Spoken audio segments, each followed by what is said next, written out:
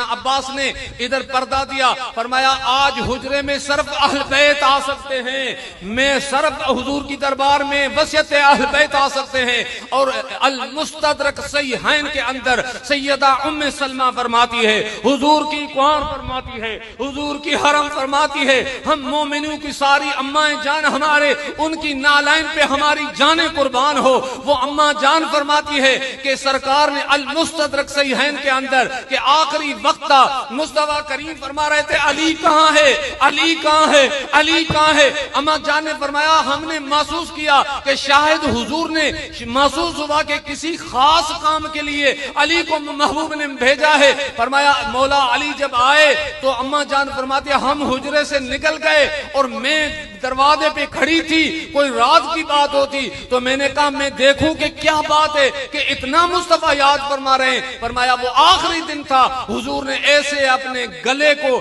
ऐसे अपने बाएं मुबारक को, हाथों मुबारक को मौला अली के तरफ बढ़ाया, फरमाया अली सीना सीने से मिलाओ। अम्मा उम्मे सलमा फरमाते उसी वक्त हुजूर का रूह मुबारक अल्लाह ताला के तरफ गया।